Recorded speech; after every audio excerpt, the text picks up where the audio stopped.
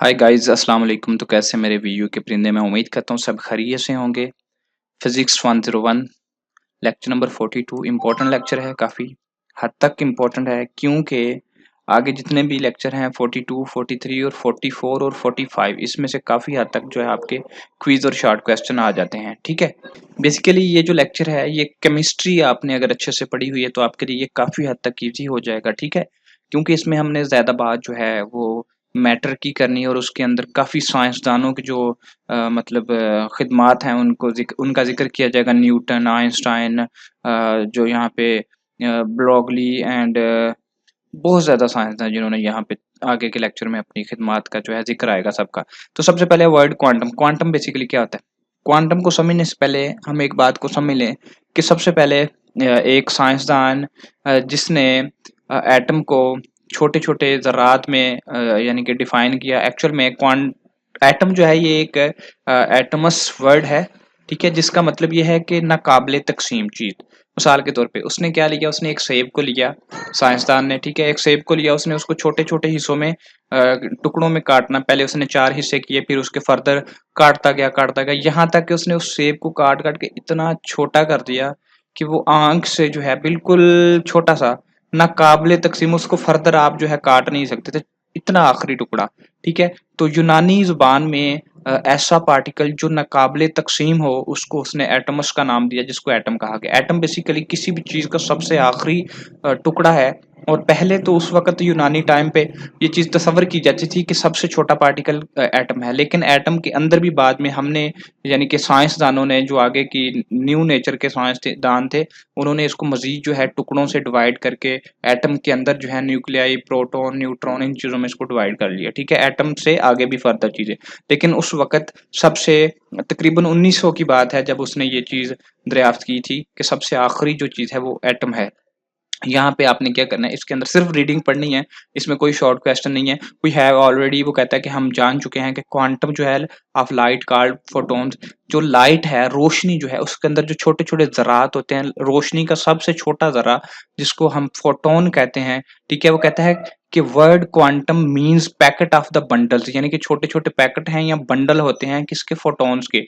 वो ये ऑलरेडी कहता है, हम डिस्कस कर चुके हैं ऑफ लाइट को कॉल्ड फोटॉन्स, मतलब पुराने लेक्चर में। क्वांटा जो है, क्वांटम तो एक छोटा जैसे एटम है, ऐसे ही एटम के अंदर आखिरी कीवर्ड जो है यानी कि आखिरी चीज क्वांटम है, क्वार्क, क्वांटम। इसी तरह जो क्वांटा है ये प्लूरल है यानी कि जमा है आप क्वांटम की, ये क्वीज है, ठीक है? उसके बाद वो कहता है कि अगर फर्ज करें कि आप किसी यहाँ पे वो बात कहने का उसका ये मतलब है, इस लाइन के अंदर उसने लिखा कि we walking flight up stair, मतलब आप सीढ़ियों पे चढ़ते हैं, इंक्रीज करते हैं your height one step at the time and not for example by 0.3। यानी कि उसके कहने का मतलब है जब आप किसी सीढ़ी पे चढ़ते हैं तो आप ऐसा नहीं कह सकते कि आपने आधी सीढ़ी को मतलब आधा स्टेप लिया या आपने एक पौना स्टेप लिया, मुकम्मल स्टेप ही काउंट किया जाता है। सम टाइम हम ये फिजिक्स के अंदर ये चीज़ कहते हैं कि हमने ये हमारे पास मैकेनिक्स की आपने फिजिक्स पढ़ी और क्लासिक की, यहाँ पे हमारी जो है माइक्रो फिजिक्स की बात हो रही है। तो वो कहता है कि फर्ज करें कि आपने एक स्टेप ऊपर लिया, आपका कद थोड़ा ऊपर हो जाएगा, फिर आपने 4 स्टेप लिए यानी कि एक सीढ़ी चढ़े, दूसरी चढ़े, तीसरी चढ़े। आप ये नहीं कह सकते कि मैं थोड़ी सी चढ़ा, आधी सीढ़ी चढ़ा, मैं आधी से थोड़ी सी ज्यादा चढ़ा, यानी कि आप 0.37 समथिंग कुछ नहीं कह सकते। आपको एक कंप्लीट ऑर्डर कहना पड़ेगा कि मैंने एक स्टेप जो लिया है, वन स्टेप, या आप कह सकते हैं कि एक वक्त में आपने एक स्टेप लिया या आपने दो लिए और इसके साथ मेरी हाइट जो है वो कितनी इंक्रीज हुई। यानी कि एक स्टेप लिया है तो आपकी हाइट एक स्टेप ऊपर चली गई, यानी कि आप ऊपर चढ़ते जाएंगे। ये कभी नहीं कहेंगे कि मैंने 0.37 स्टेप्स लिए, क्योंकि ये फिजिक्स के अंदर, माइक्रो लेवल की फिजिक्स के अंदर ये चीजें अलाउ नहीं है।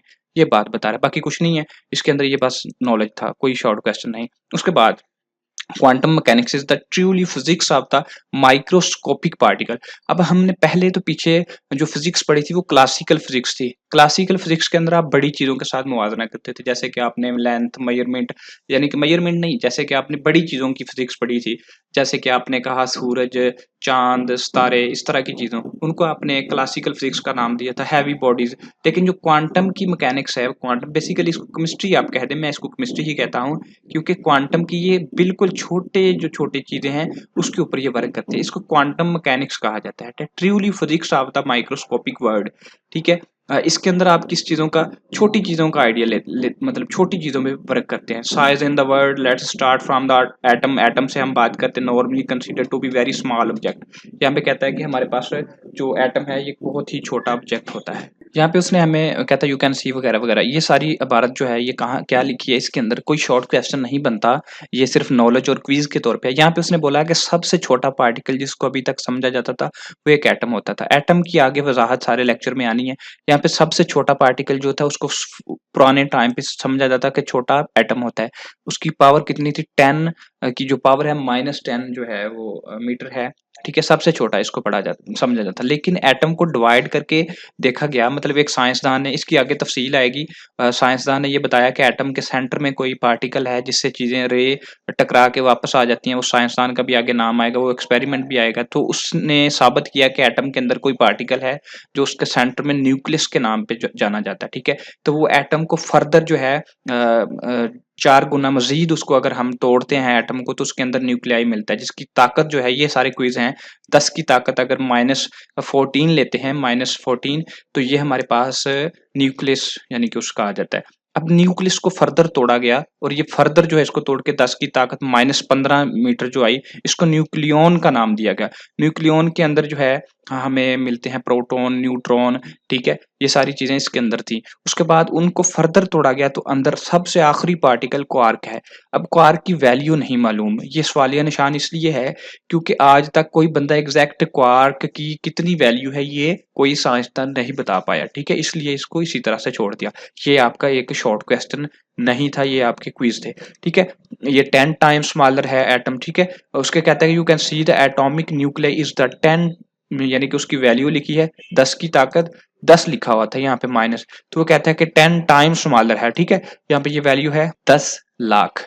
ठीक है, और देन एटम, यानी कि एटम से उसका जो न्यूक्लियस है वो इतना छोटा है, और सो ऑन, ये साइड पे ये फिगर देख लीजिएगा। उसके बाद कहता है 10 times smaller than the nucleus, और उसके बाद मेड ऑफ द क्वार्क, यानी कि वो कहता है कि हम जानते हैं कि ये जो है न्यूक्लियॉन का बना हुआ है, और न्यूक्लियॉन किसका बना है, क्वार्क, यानी कि ये चीज इससे बनी, ये इससे बनी, और सो ऑन। ठीक है, इसको छोड़िएगा, यहाँ पे सिर्फ पढ़िएगा, एक बार देखिएगा। वो कहता है कि इट इज पॉसिबल, ये कहता है इम्पॉसिबल चीज है। उसने बताया कि चंद लेक्चर के अंदर क्वांटम मैकेनिक्स को एक्सप्लेन करना काफी डिफिकल्ट है, क्योंकि ये बात सच है, क्वांटम मैकेनिक्स बहुत बड़ी फिजिक्स है, और चंद लेक्चर में, यहाँ पे सिर्फ उसका इंट्रो है। ठीक है, यहाँ पे कहता है कि क्लासिकल न्यूटियो यानी कि न्यूटन जो था ना, उसको न्यूटोनियन फिजिक्स का नाम दिया जाता था, क्लासिकल फिजिक्स को, क्योंकि जिसमें बड़े पार्टिकल पे बात की जाती थी। तो ऐसी फिजिक्स जिसमें एक्सट्रीमली मतलब बड़ी लार्ज चीजों के साथ extremely for good dealing object with यानी कि गेंट ग्रेन सार्ट, जैसे कहता है कि बड़ी चीजों के ऊपर जो हम बात करते थे वो हमारी न्यूटन की फिजिक्स थी या क्लासिकल फिजिक्स थी। ठीक है, और इस ये भी कोई शॉर्ट क्वेश्चन नहीं है। Atomic level is the fails, यहाँ पे कहता है कि हमारी जो क्लासिकल फिजिक्स थी वो एटॉमिक लेवल पे फेल हो जाती थी, क्योंकि माइक्रोस्कोपिक जो यानी कि क्वांटम फिजिक्स थी वो छोटी चीज़ों पे वर्क करती थी, इसलिए जो बड़ी फिजिक्स थी वो बड़ी चीज़ों पे वर्क करती थी। वजह ये थी कि बड़ी जो फिजिक्स थी ये अनसर्टेनिटी प्रिंसिपल को फॉलो नहीं करती। अब यहाँ पे उसने नेक्स्ट बताया द रीज़न क्या था। ये शॉर्ट क्वेश्चन बन सकता है, लेकिन हो सकता है वो ना दे, लेकिन पढ़ लेना है इसको, शॉर्ट क्वेश्चन समझिएगा। रीज़न ये थी इसकी कि ये क्यों फेल हो गई, कौन सी फिजिक्स फेल हुई थी, न्यूटन की फिजिक्स, क्लासिकल फिजिक्स, क्वांटम यानी कि छोटी चीजों में काम नहीं करती थी, एटॉमिक लेवल की। उसकी रीजन ये थी अनसर्टेनिटी प्रिंसिपल, अनसर्टेनिटी प्रिंसिपल जो था हमारे पास है, ये हैजनबर्ग ने, यानी कि एक साइंसदान था जिसने ये प्रिंसिपल दिया था, उसने ये बात बताई थी कि हमारे पास इवन जितना भी यानी कि पहली बात तो उसने ये कही थी कि सम टाइम हमारे पास जिस चीज़ों से हम पैमाइश मैयर करते हैं, यानी कि किसी चीज़ की पैमाइश लेते हैं, हो सकता है कि सम टाइम हमारे पास वो पैमाना ठीक ना हो। ठीक है, हो सकता है हमारे पास वो स्केल ठीक ना हो, सकता है कि जिस शख्स ने वो मतलब के वैल्यू को मैयर किया है उसकी नज़र में थोड़ा फ़र्क हो, उससे कोई ना कोई गलती हो जाती है। तो उसने ये एक प्रिंसिपल दिया था जिसके मुताबिक उसने कहा था कि हम एग्जैक्ट वैल्यू कभी भी फाइंड नहीं कर सकते, कोई ना कोई गलती रह जाती है। एक पर्सन की वैल्यू कुछ और होगी, दूसरा पर्सन उसी वैल्यू को कुछ और अंदाज में फाइंड करेगा। तो ये एक प्रिंसिपल था, हाइजेनबर्ग अनसर्टेनिटी प्रिंसिपल कहा जाता था। इसमें उसने कहा था कि पोजीशन और momentum of the particle can not be determine. वो कहता था कि किसी भी चीज का मोमेंटम किसी पार्टिकल का जो मोमेंटम होता है और जो उसकी पोजीशन होती है, momentum you know P is equal to mv formula था। किसी चीज की पोजीशन और उसका जो मोमेंटम होता है, यानी मोमेंटा उसका पार्टिकल का, एक ही वक्त में दोनों चीजें एग्जैक्ट हम नहीं फाइंड कर सकते। ये उसका प्रिंसिपल था। कहता है दिस इज जस्ट एग्जाम्पल है, ये प्रिंसिपल की एक्चुअल मोर जनरल है, ये इसकी डिटेल यहाँ पे नहीं दी, सिर्फ हल्का सा टच दिया है, हल्का सा टच ही पड़ेगा। Quantum mechanics properly describe the microscopic, यानी कि क्वांटम की जो मैकेनिक्स है ये टोटली माइक्रोस्कोपिक लेवल को यहाँ पे एक्सप्लेन करती है, मैक्रो को नहीं। ठीक है, as well as macro word यहाँ पे कहता है always been found the hold. यहाँ पे कहता है कि इसकी जो फिजिक्स थी वो कहता है कि हमारे पास प्रॉपर्ली डिस्क्राइब करती थी माइक्रोस्कोपिक और एज वेल एज, यानी कि और मैक्रोस्कोपिक को भी कहता है। The world and has always, यहाँ पे ये बात मेरे पल्ले नहीं पड़ी, मैं आपके पल्ले भी नहीं डाल सकता कि ये क्वांटम की फिजिक्स अगर हमारे पास माइक्रो लेवल पे थी तो फिर मैक्रो का तस्वर तो यहाँ पे नहीं होना चाहिए, माइक्रो ही होना चाहिए। शायद कोई मिस्टेक हो, या आई डोंट नो, मैं फिजिक्स का टीचर नहीं हूँ बेसिकली, तो जो मुझे जितना मैंने पढ़ा अपनी सारी ज़िंदगी में वही शेयर कर रहा हूँ। तो मैं बहुत ज़्यादा प्रोफेसर नहीं हूँ, बेसिकली मैं एक सॉफ्टवेयर इंजीनियर हूँ और आपको जो जहाँ तक हो सकता है मैं आपको ईजी करने की कोशिश करता हूँ। एटम और मॉलिक्यूल क्या होते हैं? Only exist in the certain energy state, they are called a load level quantum state, each state is described by the certain quantum। यानी कि यहाँ पे हमारे पास जो एटम होता है, एटम सबसे छोटा जो ज़रा था, और मॉलिक्यूल जो है, मॉलिक्यूल बेसिकली मुख्तलिफ एटम से मिलके बनता था। मिसाल के तौर पे यहाँ पे मैं पेंट लेता हूँ, हमारे पास कोई फिजिक्स का जो एक एटम है हमने उसको एच से यार ज़ाहिर किया, ठीक है, उसका सिंबल भी एच था, ठीक है। हमारे पास कोई एक एच, एक कोई एटम है, ठीक है, और हम हमारे पास जो पानी का एक मॉलिक्यूल है, आपने यू नो आपके पास H2O का फार्मूला होता है, H2O, ठीक है। यहाँ पे H, एक H प्लस दूसरा H, ठीक है, दो एच के मतलब एटम्स, और आप कह सकते हैं एक ऑक्सीजन का। ये हमारे पास तीन एटम्स जब मिलते हैं तो हमारे पास एक मॉलिक्यूल बनता है। ये मैंने एक जनरल जो है अननाउन बच्चे जो है उनको समझाने के लिए, बेसिकली छोटे लेवल के जो बच्चे हैं जिनके पास साइंस की मालूमात नहीं है उनके लिए हम इस बात को इस तरह से एक्सप्लेन करने की कोशिश करते हैं। और यहाँ पे ये भी कोई शॉर्ट क्वेश्चन बेसिकली नहीं बनता, आपने सिर्फ इस चीज़ों को एक बार पढ़ लेना है और पढ़ के आपने छोड़ देना है, मतलब कुछ भी नहीं है, सिर्फ शॉर्ट क्वेश्चन भी नहीं है और हमारे पास यहाँ पे क्विज है, तो यहाँ पे इसको रटा-शटा लगाने की ज़रूरत नहीं है। एटम और मॉलिक्यूल कैसे बनते हैं मैंने बताया। Each state is described a certain quantum number that is information, state, energy, momentum. मिसाल के तौर पे हमारे पास अगर कोई एटम है या कोई मॉलिक्यूल है तो उसका कोई ख़ास मतलब उसकी कोई स्टेट होती है। यानी कि स्टेट का मतलब हालत होती है। तो जब किसी एटम ईच स्टेट, हर जो हालत होती है, मिसाल के तौर पे मैं एक उल्टी-फुल्टी सी एग्ज़ाम्पल्स, मैं अक्सर अपनी एग्ज़ाम्पल उल्टी-फुल्टी रखता हूँ, रोज़मर्रा ज़िंदगी से समझ आ जाती है। मिसाल के तौर पे ये एक फ़र्ज़ करें कि मेरे पास ये एक मदार है, ठीक है? मदार का मतलब होता है, अब यहाँ पे एक एटम जो है वो यहाँ पे है, एक एटम जो है इस एटम को मैंने ये जमा का निशान है, मतलब मैं सिर्फ़ समझाने के लिए फ़र्ज़ करो कि ये मेरा एक एटम है और फ़र्ज़ करो कि मेरा ये कोई दूसरा एटम है। अब ये जो इस दायरे में है ना, इस मदार में, ठीक है? इसकी एनर्जी कुछ और होगी, इसकी हालत कुछ और होगी, इसकी कुव्वत कुछ और होगी, इसकी कुछ और होगी, जो यहाँ पे इसकी, यहाँ पे कहता है कि हर जो क्वांटम है, ये इसकी अपनी-अपनी स्टेट होती है, ठीक है? अपनी-अपनी पोज़ीशन होती है, तो हर बंदे की अपनी-अपनी जब पोज़ीशन होगी, तो उसकी एनर्जी और उसकी स्टेट भी डिफरेंट होगी, ठीक है? यही बात है। क्विज़ के हवाले से था ये सब कुछ। उसके बाद यहाँ पे कहता है एटम मॉलिक्यूल जो हैं ये मतलब एनर्जी एमिट करते हैं और एनर्जी अब्सॉर्ब भी करते हैं, ठीक है? जब ये अपनी स्टेट चेंज करते हैं। मिसाल के तौर पे यहाँ पे मैं थोड़ा-सा फिर इसको एक्सप्लेन करता हूँ। यहाँ पे देखिएगा, ये जो मेरा है ना, ये वाला मैंने मिसाल के तौर पे समझाने के लिए झूठी-मूठी का कोई एटम बना लिया। ये वाला मेरा कोई झूठी-मूठी का एटम है, सबसे छोटा पार्टिकल, ठीक है? फ़र्ज़ करें आपके पास कोई चीज़ पड़ी है, आपके पास आपका मोबाइल है, इसको तोड़ना शुरू कर दें, तोड़-तोड़ के इसके छोटे-छोटे टोटे कर दें। बारीक सा जो आपको ज़रा मिले ना, उसको तोड़ के भी फिर मज़ीद माइक्रोस्कोप की मदद से भी तोड़िए तो उसके अंदर इस तरह का एक पार्टिकल, वैसे ये तजर्बा मुझे उम्मीद है कि आप नहीं करेंगे क्योंकि आपका मोबाइल बड़ा कीमती होता है। तो ये जो एक मेरे पास एक एटम है, इसकी ये एक मदार है और अगर ये इस मदार से इसको थोड़ा छोटा कर लेता हूँ ताकि ये कब्ज़े में आ जाए। अगर ये वाला एटम अगर इस मदार से, ये जो साइड वाला मदार है, सर्कल है, अगर इस सर्कल से इस सर्कल में आएगा ना, तो इसको कोई एनर्जी यहाँ पे एमिट करनी पड़ेगी क्योंकि ये हाई लेवल पे था, इसको कोई एनर्जी खारिज करनी पड़ेगी। फर्ज करो कि ऊपर का दर्जा है, भाई बड़े दर्जे का बंदा, चौधरी लेवल का बंदा है, तो अगर इसको छोटे लेवल पे आना है तो यकीनन अपने कपड़े फाड़ने पड़ेंगे, एनर्जी इसको थोड़ी रिलीज करनी पड़ेगी, तो फिर थोड़ा गरीबों वाली लाइन में आएगा ना। तो अगर इसको मजीद गरीब बनना है, यानी कि छोटे लेवल पे आना है अंदर के, तो फिर मजीद इसको अपनी एनर्जी ज़ाया करनी पड़ेगी, तो फिर यहाँ पे आएगा। ठीक है, तो ये मतलब ये है कि वो कहता है कि जब हमारे पास ये जो एटम्स हैं, ये क्या हो गया? कहता है कि ये जो एटम्स हैं, यहाँ पे नहीं थे हम यहाँ पे थे। कहता है कि जब हमारे पास ये एटम्स वगैरह हैं, जब ये एक स्टेट से दूसरी स्टेट में जाता है तो यहाँ ये एनर्जी अब्जॉर्ब करते हैं और यहाँ ये इमिट करते हैं। मतलब कि अगर फर्ज करो कि ये कोई दूसरा एटम था, इसको छोड़ देते हैं, अब ये वाला एटम पकड़ लेते हैं। अब ये एक अंदर ग्रीव वाला एटम है, अब इसने बड़े लेवल पे जाना है तो इसको कोई एनर्जी चाहिए ऊपर जाने के लिए, ये चला गया। अब इसको और एनर्जी चाहिए ऊपर जाने के लिए, यहाँ चला गया, तो फिर कोई एनर्जी लेते हैं। ठीक है, ये बात कही उसने।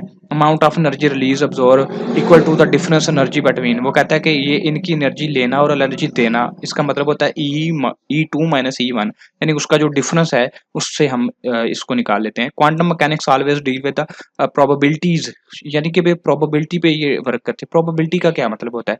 प्रोबेबिलिटी का मतलब होता है चांस। मतलब मिसाल के तौर पे सबसे इजी एग्जांपल, ये एक मैथ के अंदर स्टैट का एक चैप्टर होता है, प्रोबेबिलिटी आपने पढ़ा था मैथ में। मिसाल के तौर पे लूडो है, लूडो का मतलब हम ऐसे वो डाला और वो 6 दाने आ गए या हमारे पास 0 आ गया या 2 आ गए, तो ये प्रोबेबिलिटी होती है कि कौन सा दाना आ जाए। या टास्क करते हैं हम अक्सर, तो कोई ना कोई एक प्रोबेबिलिटी होती है, या तो हेड आएगा या टेल आएगा, यानी कि या टास्क जीत जाओगे या हार जाओगे, इसको प्रोबेबिलिटी कहते हैं। ठीक है, फॉर एग्जाम्पल यहाँ पे कहता है outcome two particle colliding with each other calculate the probabilities, यानी कि वो कहता है कि अगर हम दो पार्टिकल को आपस में कोलाइड करवाते हैं तो यहाँ पे हमारे पास प्रोबेबिलिटी है कि वो स्कैटर कर देते हैं या डायरेक्शन चेंज कर लेते हैं। ये भी कोई आपने याद नहीं करना, सिर्फ पढ़ना है इसको एक बार। ठीक है, अभी तक हमने इसमें से कोई रट्टा नहीं लगाना, सिर्फ नॉलेज आपके अंदर आना चाहिए। नॉलेज तो मुझे पता है आपके अंदर बिल्कुल आ गया है, बहुत ज्यादा नॉलेज आ गया। उसके बाद हमारे पास नेक्स्ट पॉइंट जो है, व्हाट अबाउट क्वांटम रेवोल्यूशन, यानी कि वो जो क्वांटम है उसकी रेवोल्यूशन क्या है, उसके मतलब वो बात कर रहा है। कहता है end of 19th century serious description की, कहता है यहाँ पे जरूरत पड़ गई बिटवीन एक्सपेरिमेंटल रिजल्ट, यानी कि यहाँ पे ना एक वक्त ऐसा था, साइंसदानों ने ना थक गए थे। उन्होंने ना मतलब ये कहा कि हमने सारी खोज कर ली है, हमने सारे एक्सपेरिमेंट फाइंड कर लिए हैं, अब एंड हो गया, अब फिजिक्स के अंदर आगे कोई मजीद चीज़ नहीं है। लेकिन फिर जब 19 सेंचुरी के मतलब वो जंगे दहाई के बाद मतलब फिर उनको पता, उनको उनको फील हुआ कि हमें मजीद जो है कुछ सर्च की ज़रूरत है। फिर दोबारा सर्च की, मोस्ट सीरियस सर्च की फिर ज़रूरत पड़ी, जिसमें ब्लैक बॉडी रेडिएशन का लॉ, फोटो इलेक्ट्रिक इफेक्ट जो था, ठीक है, ये सारे जो है यहाँ पे उसने बताया कि इनकी फिर ज़रूरत पड़ी। Stability of the atoms and puzzle of the atom, यानी कि एटम के ऊपर मतलब वो कहता है कि हमें मजीद फिर ज़रूरत पड़ी serious discussion. We shall briefly consider the, यहाँ पे कहता है कि manner in which the quantum mechanics resolve वगैरह वगैरह, कोई याद करने की चीज़ नहीं। ये ऊपर के दो पॉइंट थे कि सीरियस जो इश्यूज था दोबारा फिर साइंसदानों ने जो उठाया वो था ब्लैक बॉडी रेडिएशन का और फोटो इफेक्ट का। और जो सी है स्टेबिलिटी ऑफ जो एटम, यानी कि एटम कितना स्टेबल था कितना नहीं, और इसका स्पेक्ट्रा क्या था। ये मतलब कुछ भी याद नहीं करना, सिर्फ पढ़ना है और आपको समझ होनी चाहिए इन बातों की, कोई शॉर्ट क्वेश्चन नहीं है। यहाँ पे फिर हमारे पास क्लासिक फिजिक्स आ गई। यहाँ पे क्लासिकल फिजिक्स जो थी उसकी बात कर रहा है कि क्लासिकल फिजिक्स के अंदर सम चीजें जो है ना वो रॉन्ग बिहेवियर देती थी। मिसाल के तौर पे अब एक जो बड़ी बड़ी कैंची है, फर्ज करो एम मेरे जहन में एग्जांपल आ गई, एक बड़ी कैंची से छोटी चीजों को काटोगे तो फिर वो काम गलत होगा, लेकिन छोटी चीजों से छोटी छोटी चीजों को काटोगे बड़े परफेक्ट काम हो जाएगा। पर छोटी कैंची से बड़ी चीज को काटोगे तो नहीं काटोगे। इसी तरह क्लासिकल फिजिक्स क्वांटम फिजिक्स पे अप्लाई नहीं होती थी। ठीक है, ये थोड़ा काम गड़बड़ करता था सी। इसके ऊपर उसने यहाँ पे लिखा है, बेसिकली यहाँ पे भी कोई शॉर्ट क्वेश्चन नहीं है। कहता है कि in this lecture it is not possible to do classical calculation. Classical calculation कहता है डिफिकल्ट है, क्यों? इसलिए ये शायद आपके प्रोफेसर ने आपके लेक्चर में बोली हुई वो लाइन लिखी है। कहता है कि ये डिफिकल्ट है क्योंकि हमारे पास यहाँ पे कहता है कोई औजार नहीं होंगे, कोई हथियार नहीं होंगे जिसकी मदद से हम ये एक्सपेरिमेंट कर सकें।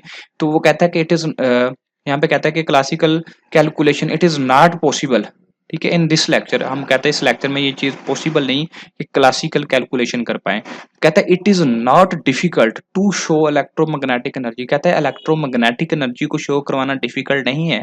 यहाँ पे उसने U इंटू वी, ये एनर्जी का सिंबल उसने दिया U इंटू वी, और रेडिएटेड एट द फ्रीक्वेंसी जो है V से हमने पीछे पढ़ी थी, increase as the V cube C in the graph. यहाँ पे उसने ग्राफ को यहाँ पे एक्सप्लेन किया इस पूरी लाइन के अंदर। ठीक है, तो यहाँ पे इसको भी आपने नहीं करना।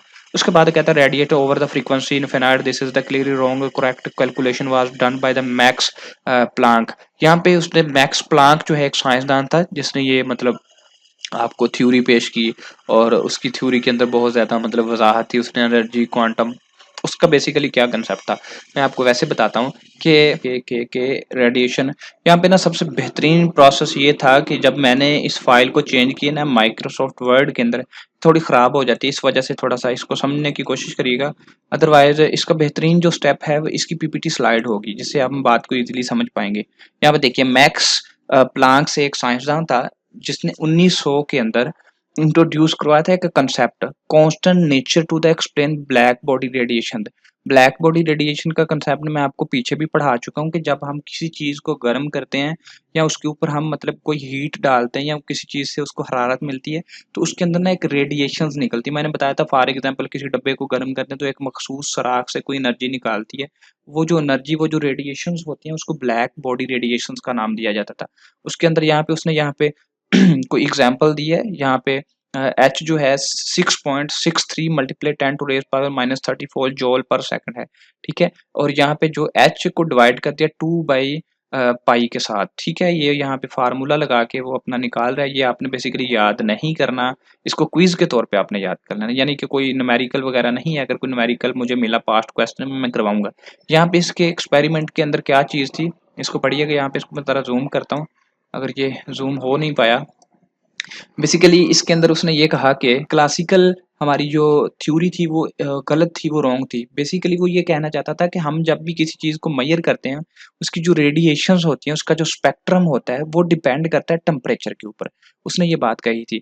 और यहाँ पे जो क्लासिकल काइनेटिक थ्योरी थी उसके मुताबिक हमारी जो ये रेडिएशंस थी उसने रेडिएशन जो है वो इंक्रीज होती थी स्केयर ऑफ द फ्रीक्वेंसी के, यानी कि फ्रीक्वेंसी के स्केयर के मुताबिक ये इंक्रीज होती थी। क्लासिकल थ्योरी ये बात कहती थी, क्लासिकल जो काइनेटिक थ्योरी थी।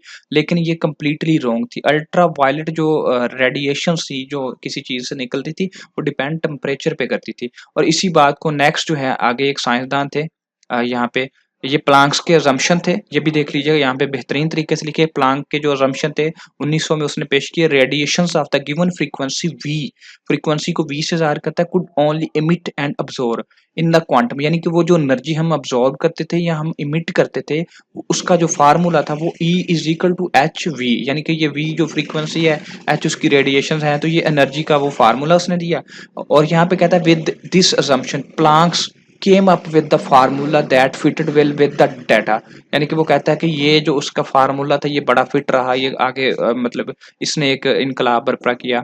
प्लैंक ये कहता था कि total energy of the large number of the oscillation is made up of the finite energy. ठीक है, उसके बाद ये भी पॉइंट नहीं आपने करना। प्लैंक्स कार्ड हिज थ्योरी, उसने अपनी जो थ्योरी थी उसको Planck called his theory as the dispersion, यानी कि उसने अपनी थ्योरी को डिस्प्रेशन, इसकी थ्योरी यानी कि हर साइंसदान जो थे वो एक का नजरिया जो आके उसको गलत तो साबित करते थे या फिर उसका निचोड़ निकालते थे। यहाँ पे फिर आगे आगे एल्बर्ट आइंस्टाइन एल्बर्ट आइंस्टाइन एक बड़े मशहूर और मरूफ साइंसदान थे। पीछे हमने लेक्चर नंबर शायद 40 के अंदर पढ़ा था कि एल्बर्ट आइंस्टाइन एक बड़े ही मशहूर साइंसदान थे जिनकी इक्वेशन थी E is equal to m c square.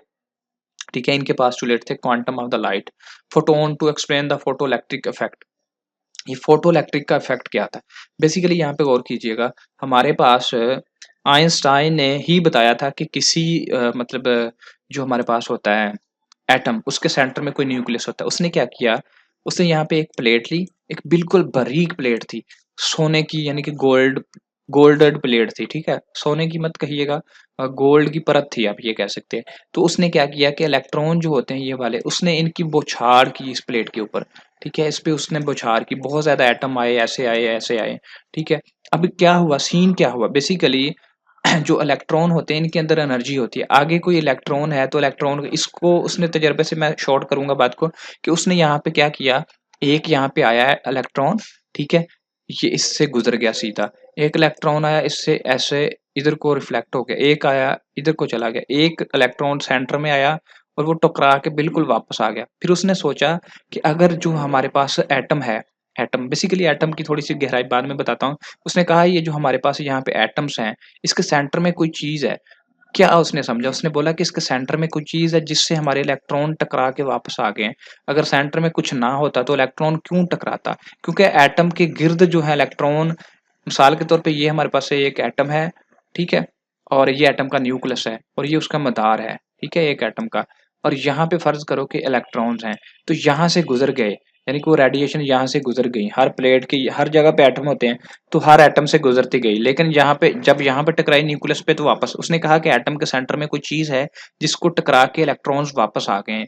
तो इसका मतलब है कि एटम के सेंटर में कोई न्यूक्लियस है, ये उसने बताया था, उसकी थ्योरी थी, ठीक है? उसकी थ्योरी के मुताबिक हम पढ़ते हैं कि यहाँ पे उसने क्या किया कि उसने shine light shot in a wavelength of peace of the metal, उसने कोई मेटल का मतलब पीस लिया with high light intensity get the many ejected electron, उसने इस पे काफी सारे इलेक्ट्रॉन डाले, ये शायद नजर भी आ रहे हैं और शायद हमें यहाँ पे इसके अंदर भी नजर आए, यहाँ पे इसने नहीं दिखाए और ये पीपीटी स्लाइड में ही उसने दिखाए हैं। तो यहाँ पे हम देखते हैं कि उसने क्या किया, इलेक्ट्रॉन टकराए, कुछ इलेक्ट्रॉन गुजर गए प्लेट से, ये देखो कुछ ये मतलब लाइंस जो हैं ये इलेक्ट्रॉन की बीम थी, ये कुछ लाइन गुजर गई, कुछ यहाँ पे टकरा के इस तरफ को चली गई, रिफ्लेक्ट हुए। मतलब ये रिफ्लेक्ट कैसे हुए, क्या आप जानते हैं रिफ्लेक्ट कैसे हुए? फर्ज करो ये एक फर्ज करो कि मेरे एटम ही बड़े मैं गंदे बनाता हूँ, फर्ज करो कि मेरे पास ये कोई एटम था, ठीक है? जैसे हमारे पास एक इस तरह से आई, ये इस तरह से आई, ये टकरा के सेम वापस आ गई, अगर इसके सेंटर में कोई न्यूक्लियस था तो ये सेम वापस आ गई। लेकिन अगर ये इस तरफ से आई, इस तरफ से यहाँ से आके यहाँ पे आई, यहाँ पे टकरा के और ये स्लिप हो गई, और यहाँ पे यानी कि किसी एक इलेक्ट्रॉन से दूसरा इलेक्ट्रॉन स्लिप हो गया, तो ये उसने किया कि इस तरह से ये स्लिप हो गए, नो मैटर हाउ इज दस, यानी कि वो कहा उसने कि जो गुजर गए उनको कोई आगे चीज नहीं टकराई, लेकिन जो रिफ्लेक्ट होके वापस आ गए उसका मतलब है इसके सेंटर में कोई चीज थी, ठीक है? तो यहाँ पे कंक्लूजन क्या ली कि when lambda is too large light does not have enough energy to यानी कि eject the electron from the metal no matter how instance in the beam of the, यानी कि उसने क्या किया, यानी कि एक जब इलेक्ट्रॉन की बीम आती है ना, तो वो दूसरी साइड पे क्रॉस तब करती है जब कोई आगे से इलेक्ट्रॉन टकराने के बाद खुद वहां पे रुक जाते हैं और आगे के इलेक्ट्रॉन को आगे निकाल देते हैं। तो उसने कहा कि when lambda is too large, यानी कि जो लैम्डा वो जो बीम उसने डाली वो कहता है ये इतनी लार्ज थी कि light does not have enough energy to eject. अब क्योंकि कहता है कि अगर हमारे पास इतनी एनर्जी नहीं है कि उनको मजीद इजेक्ट नहीं कर सकते electron from metal, no matter how instance in the beam of the light, यानी कि यहाँ पे अब कोई इलेक्ट्रॉन बाकी नहीं रहा। यहाँ पे उसने कहा कि with low light intensity get few ejected electron, विद लो लाइट कम लाइट के साथ intensity get few ejected electron, यानी कि इसने लो लाइट के साथ सिर्फ चंद इलेक्ट्रॉन को ही इजेक्ट किया, ठीक है? यहाँ पे उसने अपनी इक्वेशन दी, किधर चली गई ये वाली, यहाँ पे एनर्जी जो है एनर्जी को उसने एनर्जी को नहीं सॉरी एनर्जी को ई से ज़ाहिर किया, ठीक है? एनर्जी को ई से, यहाँ पे पी हमारे पास जो है वो मोमेंटम था, सी पार्टिकल की स्पीड थी, तो मोमेंटम जो है पी सी है, और यहाँ पे एच वी हमने पीछे पढ़ा है, ठीक है? यहाँ पे सी जो है is equal to lambda v, और यहाँ पे अगर आप लैम्डा निकालना चाहते हैं तो वी को यहाँ पे डिवाइड कर सकते हैं, ये इक्वेशन आप खुद कर सकते हैं। मोमेंटम हमारे पास होता है p is equal to h over lambda, यानी कि ये जो सी की वैल्यू है ये सी की जगह पे उसने ये वैल्यू डाल दी h over v, h over v उसने किसकी जगह पे डाल दिया, सी की जगह पे, ठीक है? और यानी कि यहाँ पे क्या किया, गौर करिएगा, ई है, ई इक्वल है पी सी के, ठीक है? और ये जो इक्वल है एच वी के, अगर मैं एच और ये नीचे लैम्डा कहाँ से आ गया, उसने किया क्या कि ये जो सी की वैल्यू थी पी को पहले यहाँ पे रख लिया। अगर मैं इसको यहाँ से कॉपी करके आपको वहां पे ले जाके पूरा समझा पाऊँ, मुझे उम्मीद भी है कि आप समझ चुके हैं, यहाँ पे गौर कीजिएगा, यहाँ पे अब गौर कीजिएगा। सबसे पहले उसने क्या किया, ये जो सी है, ये जो सी है यहाँ पे ये लैम्डा और वी है, यहाँ पे क्या किया उसने पी सी को, इस पी सी को पकड़ रहा हूं मैं, उसने सिर्फ पी रख लिया, पी रख लिया, और ये जो सी है सी इसको नीचे डिवाइड कर दिया, सी को क्या कर दिया एच ओवर वी के साथ नीचे उसने कर दिया सी को डिवाइड, ठीक है? और यहाँ पे अब यहाँ पे ये जो सी है ये सी, इस सी की वैल्यू मैं नीचे डाल दूं तो P is equal to H V, और सी की वैल्यू क्या है ये वाली, ये डालूंगा लैम्डा ओवर वी, ये वी से वी कट गया तो ऊपर क्या बच गया, ये एच बच गया, और नीचे ये लैम्डा बच गया, ठीक है? ये वाली इक्वेशन, ये मोमेंटम था, ये आपका क्विज है, आल्सो कॉमनली रिटन एज, और इसको कहता है कुछ इस अंदाज से भी लिखा जाता है कि जो हमारे पास घूमती हुए मदार के अंदर जो एनर्जी होती है एच, और आगे ये जो ओमेगा का साइन थी, अब ओमेगा की वैल्यू क्या है, ओमेगा की वैल्यू है हमारे पास टू पाई वी, यहाँ पे क्या है, यहाँ पे इस ओमेगा की जगह पे टू पाई लगा सकते हैं आप, ये टू पाई वी इसकी जगह लगा सकते हैं, और ये जो पी है पी के साथ एच के यहाँ पे कांस्टेंट है, और के की वैल्यू क्या है टू पाई एच, और यहाँ पे ये वाला जो एच है ये वाला एच, ये वाला एच कैसे आया, ये इस तरह से आया। मैं थोड़ा सा जगह को क्लियर करने की कोशिश करता हूँ ताकि ज़रा माहौल बन जाए। माहौल बन जाए का क्या मतलब होता है? यहाँ पे देखिएगा, अब ये जो वैल्यू है P और आगे क्या लिखा हुआ है हमारे पास H और K, ठीक है, H और K। अब यहाँ पे क्या मुझे चाहिए, सिर्फ H चाहिए, तो ये K को मैं डिवाइड कर लूंगा, तो मेरे पास P के साथ जो है वो K मैं डिवाइड कर दूंगा, K मैं क्या कर दूंगा, डिवाइड कर दूंगा, और क्या आ जाएगा हमारे पास H। अब ये जो P की वैल्यू हमने ये फाइंड की थी, तो P की वैल्यू जो है यहाँ पे P की जगह पे पुट कर देंगे, ऊपर ऊपर क्या पुट कर दिया, H ओवर हमारे पास लैम्डा, ये P की जगह पे, इसकी जगह पे। और यहाँ पे जो K की वैल्यू है, हमें ये उसने बोला है कि K की वैल्यू ये पड़ी है, तो K की वैल्यू क्या है, 2 पाई, ठीक है, 2 पाई, और नीचे ये लैम्डा। तो ये वाला जो है, ये लैम्डा इस लैम्डा से कैंसिल हो गया, तो हमें क्या मिल गया, H/2 पाई।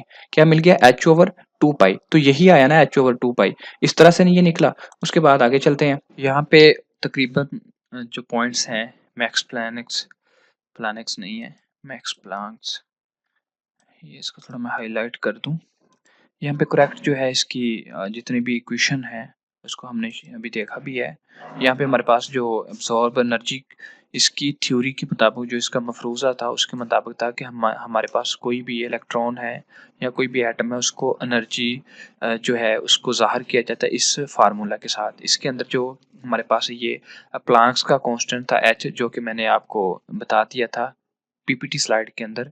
यहाँ पे मैं दोबारा दिखा देता हूँ आपको। यहाँ पे हमारे पास ये प्लांक्स का, ये देखिए कांस्टेंट, प्लांक्स कांस्टेंट है H, जिसकी वैल्यू 6 पॉइंट ये समथिंग कुछ है। तो इसकी यहाँ पे H की वैल्यू जो है कांस्टेंट है प्लांक्स का, और ये उसकी एनर्जी की इक्वेशन है। अगर कोई एटम एक स्टेट से दूसरे स्टेट की तरफ जाता है तो वो कोई एनर्जी गेन करता है या वो आउट करता है, तो उसके लिए उसकी एनर्जी का ये फार्मूला है। उसके बाद कल प्लांक्स की जो total energy, number of oscillation made, जो भी ये टोटल एनर्जी जो है उसका ये फार्मूला है। उसके बाद इसके अजम्पशन जो थे, ये सारे 1 बाय 1 यहाँ पे ही वही मैंने आपको बता भी दिए हैं। इसके जो अजम्पशन थे वो प्लैंक्स सॉल्यूशन, ये सारे मैंने आपको बता दिए। ये सारे अजम्पशन है, आप यहाँ से इनको पढ़ सकते हैं, काफ़ी इजी हद तक। उसके बाद हमारे पास यहाँ पे आइंस्टाइन, उसके बाद नेक्स्ट जो पर्सन जो है जिन्होंने अपना मतलब फरूजा पेश किया, आइंस्टाइन था, जिसने यहाँ पे मैं इसको लाइन लगा के अलग पोर्शन में लाइन को क्लियर कर देता हूँ। आइंस्टाइन ने 1905 में अपने जो पास्चुलेट पेश किए कि लाइट जो है उसके अंदर फोटॉन्स होते हैं, ठीक है, और quantum of light which have the particle property like waves और मोमेंटम, मतलब वेव्स की तरह का इनके अंदर जो हमारे पास क्वांटम होते हैं, इसके अंदर वेव्स की तरह के पार्टिकल होते हैं। जैसे कि उसने एक आपको शक्ल दिखाई हुई है सामने, यहाँ पे कहता है कि electron out of the metal but only if they have enough energy. वो कहता है कि फोटोन जो हैं is the responsible for knocking electrons out of the metal, मतलब किसी भी मेटल से जो रोशनी है वो आपके इलेक्ट्रॉन को निकाल सकती है, लेकिन कब, जब उसके अंदर इतनी ताकत हो, इतनी एनर्जी हो कि वो उसको धक्का लगा के निकाल दे, ठीक है। उसके बाद नेक्स्ट पॉइंट देखिएगा, यहाँ पे इसको मैं यहाँ पे खत्म कर देता हूँ, इसको भी खत्म कर देता हूँ, और इसको मैं यहाँ पे, और यहाँ पे ये भी हम खत्म कर देते हैं। यहाँ पे classical physics can not explain the fact of the atom stables, जो हमारे पास क्लासिकल फिजिक्स थी ये इस बात को साबित नहीं कर पाई थी कि एटम जो है वो स्टेबल है, ठीक है, क्योंकि मैक्स प्लैंक्स की थ्योरी के मुताबिक एक एटम जो है वो मतलब जैसे जैसे वो मूव करता है तो वो कोई एनर्जी मतलब खारिज करता है। तो अगर वो इलेक्ट्रॉन ऐसे घूमते घूमते ऐसे मदार में एनर्जी खारिज करता जाता है, तो एक वक्त ऐसा आता है कि उसकी सारी एनर्जी खत्म हो जाती है, वो कोलैप्स कर जाता है, यानी कि वो अपने न्यूक्लियस में गिर जाता है। ये भी मतलब प्लैंक्स का एक मफरूजा था, उसने ये बात बताई कि फर्ज करो कि हाइड्रोजन एटम नॉट कोलैप्स। वो कहता है कि क्या हाइड्रोजन एटम जो है ये कोलैप्स नहीं करता, तो इसको बोहर ने अपनी मतलब थ्योरी में बताया कि अगर हमारा, यहाँ पे देखिएगा ये सारी उसकी थ्योरी लिखी हुई है बोहर की। बोहर ने ये बात बताई, वो कहता है कि जब मतलब हमारे पास कोई एटम मूव करता है, ठीक है, तो उसकी एनर्जी वो मूव करता है न्यूक्लियस के अराउंड में एंगुलर मोमेंटम के अंदर, ठीक है। तो वो कहता है विल नॉट रेडिएट एनर्जी, यानी कि वो एनर्जी को रेडिएट नहीं करता, और इसने बताया कि वो कोलैप्स नहीं करता। Bohr hypothesis called for the quantization, उसने अगले लेक्चर में इसको एक्सप्लेन भी करना है। एंगुलर मोमेंटम वो कहता है वो गेन करता है electron regard the de Broglie waves must be integrated number of. यहाँ पे भी आपने कोई क्वेश्चन नहीं करना, बेसिकली हमारे पास अभी तक कोई इतना इम्पोर्टेंट शॉर्ट क्वेश्चन नहीं आया। अगर कोई मुझे फाइनल में उसमें कोई शॉर्ट क्वेश्चन मिलेगा तो मैं आपको लाज़मी उसमें बताऊँगा। ये मुख्तलिफ साइंसदानों के मफ़रूज़े थे, यहाँ पे करने की कोई बात नहीं है, यहाँ पे भी आप कुछ नहीं करेंगे। और उसके बाद यहाँ पे हमारे पास अनसर्टेनिटी प्रिंसिपल भी मैं आपको ऊपर बता चुका हूँ। ये क्या चीज़ें, इसको भी आपने नहीं करना, ये आपकी काम की चीज़ें नहीं हैं। उसके बाद ये जो आगे हमारे पास मतलब कि मैं ये बात बता चुका हूँ आपको कि हमारे ये जो लेक्चर हैं, इसमें सिर्फ शॉर्ट क्वेश्चन मैं बता रहा हूँ, ठीक है? सिर्फ शॉर्ट क्वेश्चन है। आपने इनको नहीं करना उस तरतीब से कि आपका एक शॉर्ट क्वेश्चन जो है उसको देखें, अगर कोई आता है लॉन्ग क्वेश्चन अगर इसमें आपका नहीं बन रहा, न्यूमेरिकल है, अगर न्यूमेरिकल हम अलग से एक्सरसाइज पकड़ते हैं तो उसमें से कवर करेंगे, ठीक है? बेसिकली यहाँ पे भी कोई आपका शॉर्ट क्वेश्चन नहीं बन रहा। ये सारी थ्योरी जो है नॉलेज के रिलेटेड है। तो इसको सिर्फ नॉलेज के रिलेटेड आपने पढ़ना है, इसको पढ़ ज़रूर लेना है एक बार आपने, लेकिन इसमें से कोई शॉर्ट क्वेश्चन नहीं बन रहा, ठीक है? इसलिए आप इसको बाकी का जितना भी लेक्चर है आप इसको स्किप कर देंगे, ठीक है? ये यहाँ पे ये छोटे-छोटे ये जो आपको पॉइंट दिए हैं, ये हमारा कंप्लीट एक लेक्चर है सीरीज़ का जिसके अंदर ये सारे पॉइंट्स हमने क्लियर किए हैं, ठीक है? और आप उसको सुनिएगा, ये जो शॉर्ट क्वेश्चन की सीरीज़ के अंदर आप इसको कवर नहीं करेंगे, ठीक है? ये पॉइंट्स आपने कवर नहीं करने, ये सारा आप स्किप कर देंगे, ये आपकी काम की चीज़ नहीं है। इसमें से डिफ़िकल्ट थोड़े से यहाँ पे ये छोटे-छोटे एमसीक्यूज़ हैं, इसको आप करेंगे, बाकी का जितना पोर्शन आप इसको स्किप करेंगे, ठीक है? आई होप सो दैट कि आपको यहाँ पे आपका ये लेक्चर जो है, आपके काम का ना फ़ील होते हुए आप इसको स्किप कर सकते हैं। तो जो बेसिकली 1-2 नॉलेज की चीज़ें थी, वो मैंने ऊपर बता दी क्योंकि अगले लेक्चर में हमारी वो चीज़ें रिपीट होने वाली हैं, इसलिए उनको मैंने ऊपर क्लियर कर दिया है, ठीक है? आई होप सो दैट कि हम इसको कवर कर चुके हैं और मिलते हैं हम नेक्स्ट वीडियो में, तब तक के लिए इजाज़त दें। अल्लाह हाफ़िज़, अल्लाह ने के बाद।